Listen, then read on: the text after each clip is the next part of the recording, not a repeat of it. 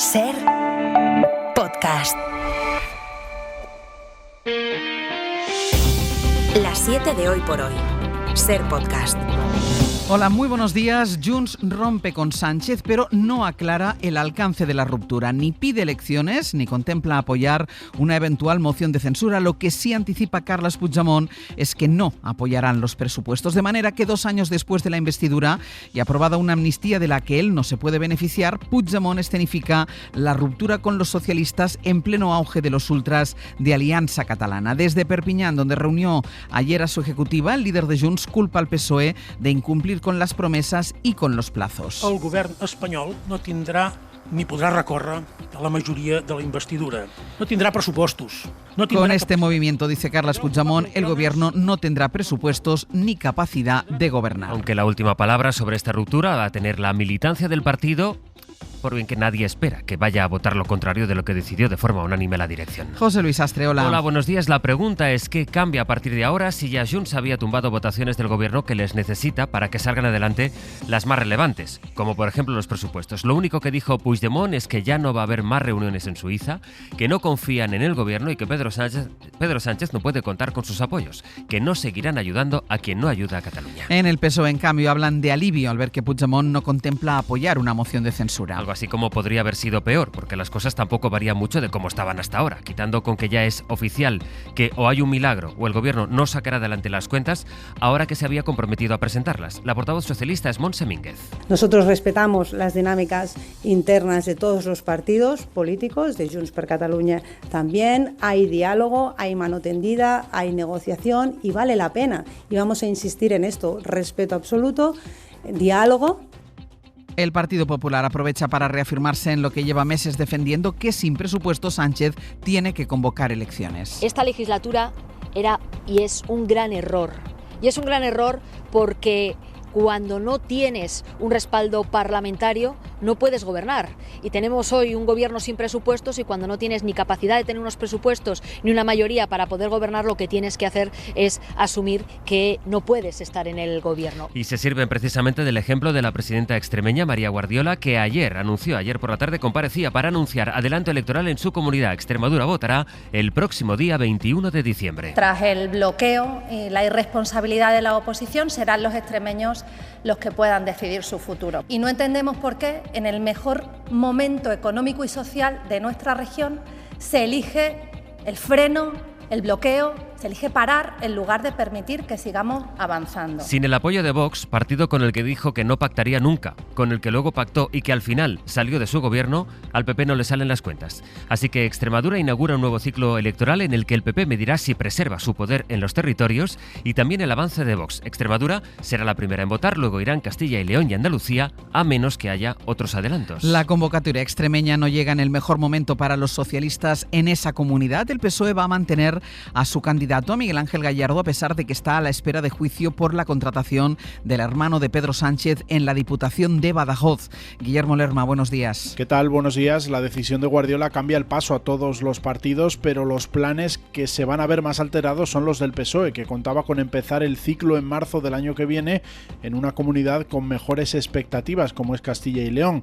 En Ferraz manejan datos que hacen pensar al PSOE que podría arrebatar a Mañueco la primera plaza, aunque este reeditase el gobierno tras un pacto con Vox. En Extremadura, sin embargo, los pronósticos son menos optimistas por las encuestas y también por la situación procesal del candidato, de Miguel Ángel Gallardo, que está a la espera de juicio por el caso que investiga la contratación del hermano de Sánchez en la Diputación de Badajoz. El PSOE lo respalda, será el aspirante a la presidencia de la Junta y así lo van a ratificar en las próximas horas desde la dirección federal, pese a que el calendario judicial irá, como decimos, en paralelo al electoral. Está empezando el martes, es 28 de octubre. Hoy por hoy noticias. Ser podcast. Mañana se cumple un año de la tragedia de la Dana y será hoy cuando la Generalitat se vea obligada a entregar el listado de llamadas y comunicaciones que Carlos Mazón mantuvo la tarde de la riada. La jueza de Catarroja, que investiga la gestión del desastre, ha dado un día al Parlament para que facilite una información que hasta ahora nadie ha proporcionado al completo. Este movimiento de la jueza llega en la víspera del aniversario y cuando queda solo una semana para que declare como testigo la periodista que comió con Mazón aquel día, Maribel Vilaplana. Isabel Fernández Pedrote, buenos días. Hola, Ángels, buenos días. Su condición de testigo le obligará a decir la verdad sobre cómo discurrió aquel almuerzo en el Ventorro en el que compartió casi 4 horas con el presidente.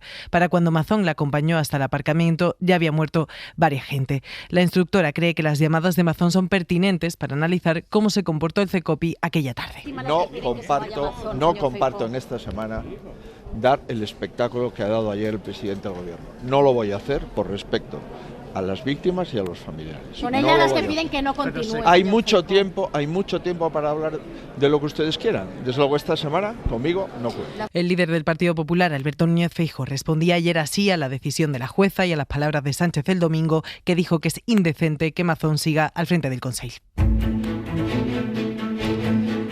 En Andalucía, la crisis de los cribados del cáncer de mama se suma a otro frente judicial relacionado con el Servicio Andaluz de Salud. Un juzgado de Cádiz que investiga el fraccionamiento de contratos sanitarios de la Junta por valor de 235 millones de euros en 2021, todavía durante la época del COVID, va a ampliar 6 meses más la instrucción para practicar nuevas diligencias. La decisión ha sido recurrida por la Junta y también por el Partido Popular. Radio Cádiz, Pedro Espinosa, buenos días. Buenos días, sí, el juez ha acordado prorrogar la instrucción del caso hasta el 2 de abril del año que viene, al estimar que todavía quedan diligencias pendientes y que no ha sido posible cerrar la investigación antes del 2 de octubre, que era cuando vencía el plazo legal. La investigación, abierta a raíz de una denuncia de Podemos Andalucía, analiza si se produjeron fraccionamientos irregulares de contratos públicos del SAS por valor de 235 millones de euros solo en la provincia de Cádiz. La decisión judicial, adoptada mediante un auto fechado el 29 de septiembre, ha provocado la reacción inmediata de la Junta de Andalucía y del Partido Popular, que han presentado sendos recursos al considerar que esta decisión del juez carece de la motivación que exige la ley de enjuiciamiento criminal. Hoy por hoy noticias. Ser Podcast. Mientras que el gobierno resta importancia al último revés de Puigdemont, otros socios de la investidura se descuelgan de medidas importantes para la estabilidad del gobierno.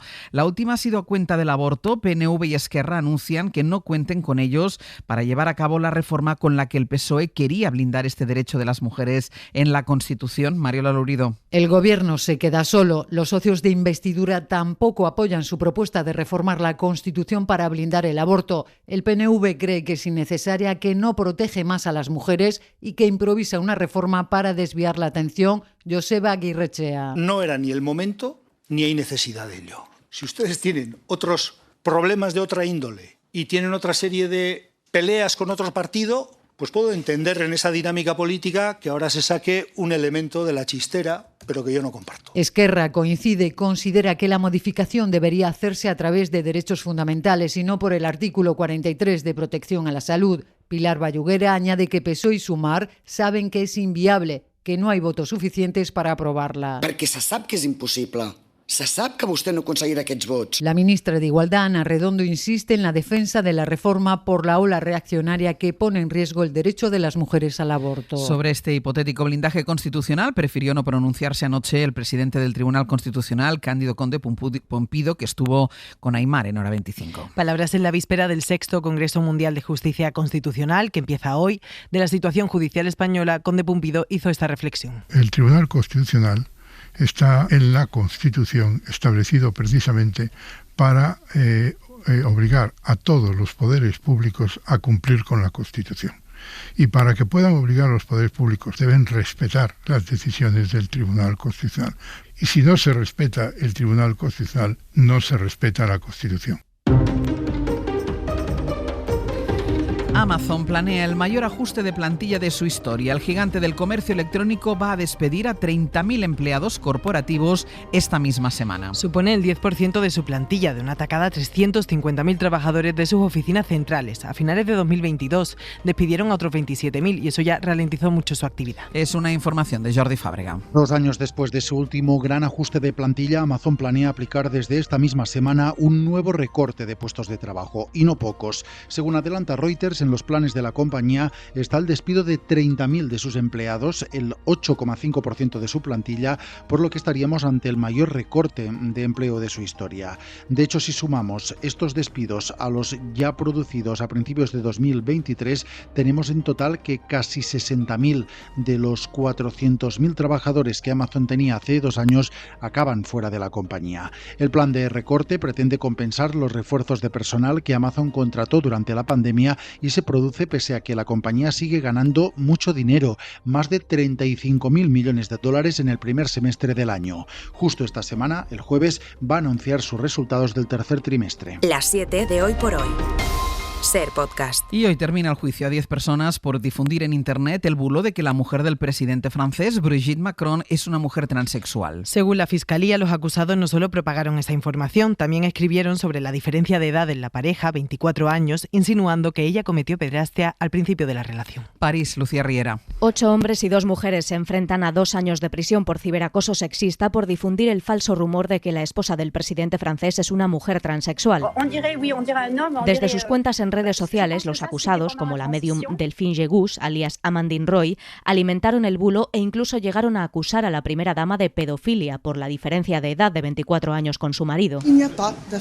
Aunque ha defendido que no ha cometido ninguna infracción. Los tuits y vídeos empezaron a correr como la pólvora desde 2017, cuando Macron llegó al poder, amplificados por redes complotistas de extrema derecha. El juicio, que terminará este martes, responde a la denuncia interpuesta por Brigitte en agosto de 2024, pero está previsto que haya otro juicio en Estados Unidos porque en paralelo los Macron han emprendido un proceso legal en Delaware contra Candace Owens. So Brigitte is actually John Michael. John Michael lived as a man for 30 years. Esta influencer trampista retomó las acusaciones difamatorias contra la primera dama y llegó incluso a hacer una serie sobre su supuesta transición de género. La pareja tiene intención de presentar pruebas de que Brigitte nació mujer. Hoy por Hoy Noticias.